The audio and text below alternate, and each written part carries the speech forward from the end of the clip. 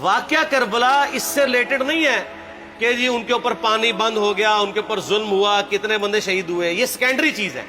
اصل چیز ہے کربلا ہوئی کیوں نبی علیہ السلام کی محنت کو 50 سال کے اندر اس لیول تک پہنچا دیا گیا کہ ہزاروں صحابہ زندہ ہیں اور نبی صلی اللہ علیہ وآلہ وسلم کی پوری اولاد ذبح کر دی جاتی ہے.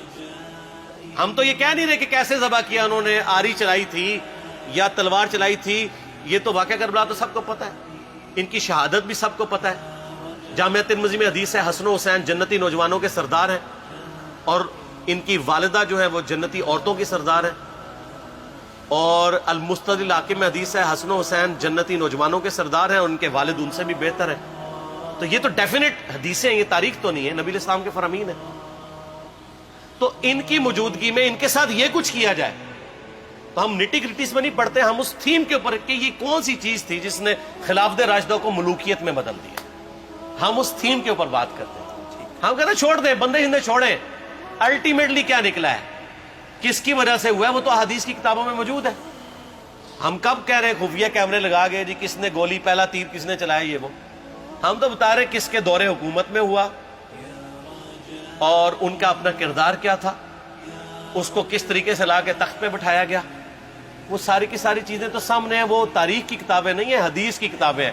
اگر آپ کہتے ہیں کہ بخاری مسلم سے ہم نے صرف رفع الیدین کی حدیثیں لینی ہیں یا ایمانیات کی حدیثیں لینی ہے اور باقی جو بخاری اور مسلم میں آل امیہ کی بدماشیوں کو ننگا کیا گیا ہے وہ ہم نے نہیں لینی ہے، تو سر پھر آپ اپنے آپ کو کلیئر کٹ، پھر ہم آپ سے واقعہ کربلا نہیں ڈسکس کریں گے، حجیت حدیث میں بات کریں گے. آپ کو اپنے آپ کو منکرین حدیث کہنا پڑے گا. یہ آپ اسکروٹنگ کیسے کریں گے؟ اس سے بڑی بات مجھے یہ بتائیں کہ عظمت صحابہ بڑی چیز ہے یا عظمت محمد رسول اللہ صلی اللہ علیہ وآلہ وسلم؟ تو بریلوی یہی تو رونا رو رہے ہیں، وہ کہہ رہے ہیں کہ قرآن میں تھوڑی آیات ہیں. آپ پھر مڑ مڑ کے پڑھتے ہیں قل انما انا بشر مثلکم، اس میں تو نبی علیہ السلام کی تنقیص ہو رہی ہے. تو ہم ان کو کیا کہتے ہیں کہ تنقیص مقصد نہیں، نعوذ باللہ، نہ ہو رہی ہے. آپ افضل البشر ہیں لیکن آپ کی سپیشیز بشر ہے، یہ ہم اپنا عقیدہ سمجھتے ہیں، وہ اس کو تنقیص شمار کرتے ہیں. تو پھر اس وقت آپ بھی بریلویوں کی بات مان کے تو یہ آیات پڑھنا چھوڑ دیا کریں.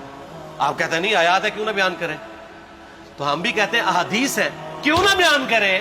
کہ صحیح بخاری میں حدیث ہے 2812 عمار کو ایک باغی جماعت قتل کرے گی، وہ جماعت دوزخ کی طرف بلا رہی ہوگی اور عمار ان کو اللہ اور جنت کی طرف بلا رہا ہوگا.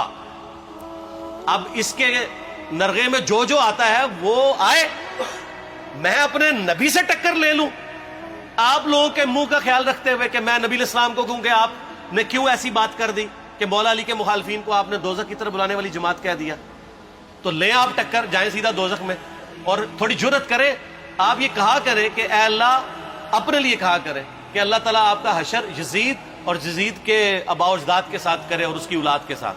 ہم کہتے ہیں کہ اللہ تعالیٰ ہمارا حشر جو ہے وہ مولا حسن حسین، مولا علی علیہم السلام اجمعین اور اہل بیت کے ساتھ کرے، آمین. اور آپ میں تو اتنی جرت نہیں آپ یہ بات بھی کر سکیں کیونکہ ان کو پتہ ہے. تو نبی علیہ السلام کی احادیث کو بیان کرنے کو یہ سمجھتے ہیں کہ جی اس سے مصیبت کھڑی ہو جائے گی، تو اپنے آپ کو منکرین حدیث ڈکلیئر کریں. پھر حجیت حدیث کا مقدمہ ڈسکس ہوگا، پھر کربلا نہیں ڈسکس ہوگی. اور یہ ٹی وی پہ بھی آ کے مولوی بیٹھے ہوتے ہیں، سنیوں کے بھی شیعوں کے بھی، مڑ مڑ کے جی وہ یزید نے یہ کر دیا. وہ یزید نے کیا کیا ہے یار؟ وہ تو سسٹم کا نمائندہ بن کے آیا جو پیچھے سے خراب تھا. یزید کو لے کے بیٹھے ہیں، یزید یزید یزید یزید، بھائی پیچھے سے معاملہ خراب ہوا. اگر نہیں یقین آتا تو یہ بخاری مسلم کی میں نے آلموسٹ 200 سے زیادہ حدیث مین اسٹریم کی کتابوں سے اکثر بخاری مسلم جمع کیے، پڑھے. اور سر میں نے تو ان کو چیلنج دیا ہے، یہ حدیثیں پڑھ کے نا اپنے ممبروں سے صرف ان حدیثوں کی تشریح اپنی پبلک کے سامنے کر دیں. نہیں کر سکتے تو وہ لعنت کے مستحق تو ہو رہے ہیں حق چھپا کے، اور قیامت دن کے منہ پہ لگام ڈالیے. اور پھر مڑ مڑ کے کہتے ہیں نہیں جی وہ کچھ چیزیں خاص ہوتی ہیں وہ عوام الناس کے سامنے نہیں کرنی چاہیے. وہ صحابہ کرام بھی بعض اوقات ایسی باتیں پبلکلی نہیں کرتے تھے. میں نے اس کے اوپر بڑا ایک میرا کلپ ہے یوٹیوب پہ، مولا علی سے متعلق 5 جھوٹ، تو میں نے کافی ساری چیزیں اس میں ڈسکس کی ہیں. لیکن میں یہ کہتا ہوں کہ اللہ کے بندو، جو چیزیں نبی علیہ السلام نے منع کی ہیں بیان کرنے سے وہ تو ہم ڈسکس کر بھی نہیں رہے. میں نے آج تک آپ کو منافقین کے نام بتائے؟ آپ نے حذیفہ ابن یمان کو بتائے تھے نا آپ صلی اللہ علیہ وآلہ وسلم نے؟ صحیح بخاری میں آتا ہے. تو میں نے آپ کو بتائے، آپ رازدار رسول تھے، ختم ہوگی بات. میں نے کبھی ڈسکس کی ہے؟ اگرچہ میں نے صحیح مسلم کی حدیث 7035 نمبر ڈسکس کی ہے کہ نبی علیہ السلام نے فرمایا میرے صحابہ میں 12 منافق ہیں، وہ کبھی بھی جنت میں داخل نہیں ہوں گے یہاں تک کہ سوئی کی ناکے سے اونٹ نہ گزر جائے، اور ان میں سے 8 ایسا ہے جس کی کمر پہ دوبیلا پھوڑا نکلے گا. میں نے آج تک آپ کو بتایا کہ کس کس کی کمر پہ دوبیلا پھوڑا نکلا اور اس کی موت اسی پھوڑے میں ہوئی ہے؟ بتایا؟ تو میں تو وہ چیزیں ڈسکس بھی نہیں کر رہا، میں وہ چیزیں ڈسکس کر رہا ہوں جو نبی علیہ السلام نے علامات النبوہ میں بتائی ہیں. یہ امام بخاری حدیث نبوت کی دلیل کے چیپٹر میں لے کے آئے ہیں، اور امام بہقی نے 3500 احادیث پر مشتمل ایک کتاب لکھی ہے دلائل النبوہ، کہ ہم نبی صلی اللہ علیہ وسلم کو نبی کیوں مانتے ہیں، اس کے اوپر. اور اس میں یہ ساری حدیثیں عمار بن یاسر کے قتل والی لے کے آئے ہیں،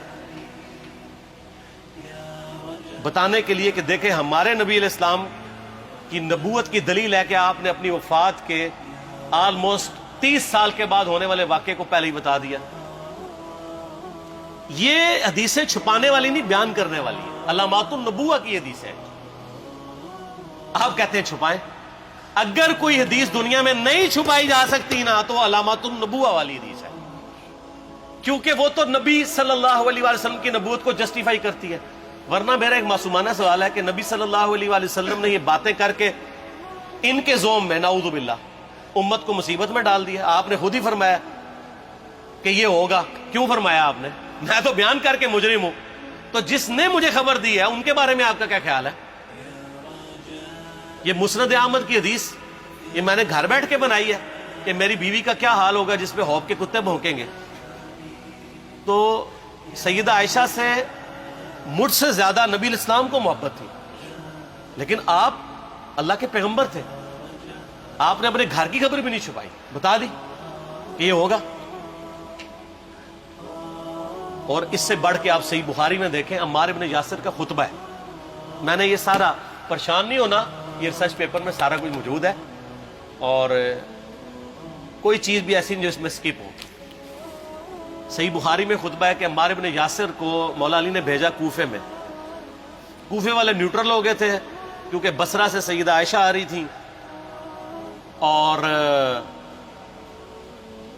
وہاں پہ انہوں نے کہا نہ ہم سیدہ عائشہ کا ساتھ دیں گے نہ مولا علی کا دیں گے. تو عمار بن یاسر کو تیار کرنے کے لیے، یعنی وہاں کے جو عوام تھی اس قتال کے لیے، مولا علی نے بھیجا.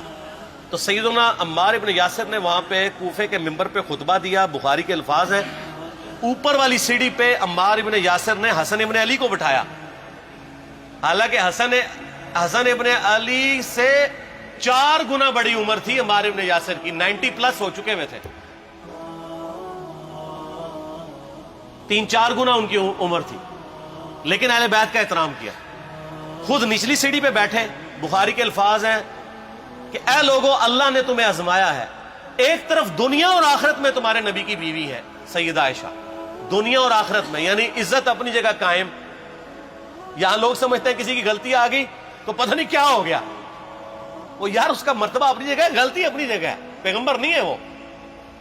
اور دوسری طرف علی ابن ابی طالب ہے. اللہ اب دیکھے گا تم عائشہ کی اطاعت کرتے ہو یا اللہ کی. علی کی نہیں، اللہ کی. کیوں؟ یا ایھا الذین آمنوا اطیعوا اللہ واطیعوا الرسول واولی الامر منکم. ان کا اولو الامر مولا علی ہیں، ان کی اطاعت واجب ہے. یہ اللہ نے آزمایا ہے کہ اللہ کی اطاعت کرتے ہو یا عائشہ کی.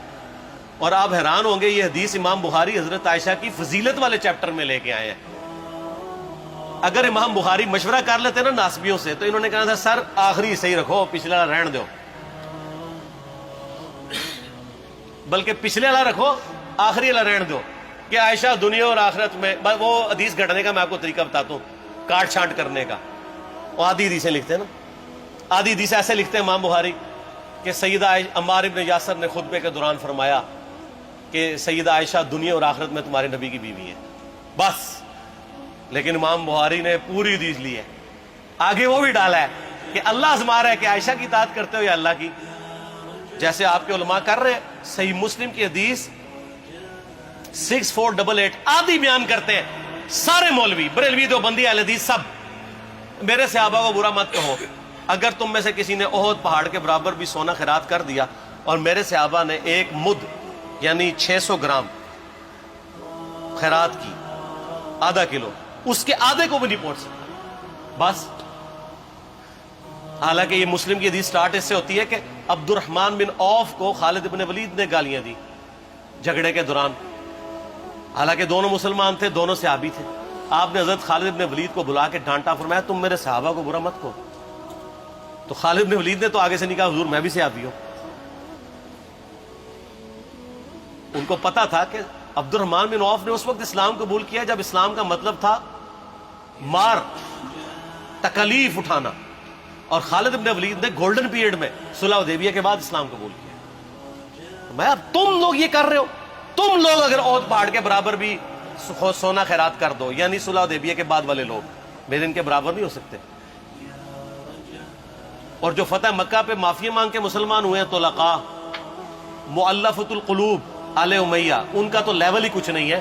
یہاں تو خالد بن ولید کے بارے میں یہ بات کی جا رہی ہے، اور پھر وہ مؤلفۃ القلوب اپنے زمانے میں ممبروں پہ سب و شتم کروائیں سیدنا علی پر۔ تو سب سے پہلے تو ان کو کہنا چاہیے جن کے بارے میں حدیث تھی کہ تم صحابہ کو گالی مت دینا، ہم نے تو خیر کبھی دی بھی نہیں ہے۔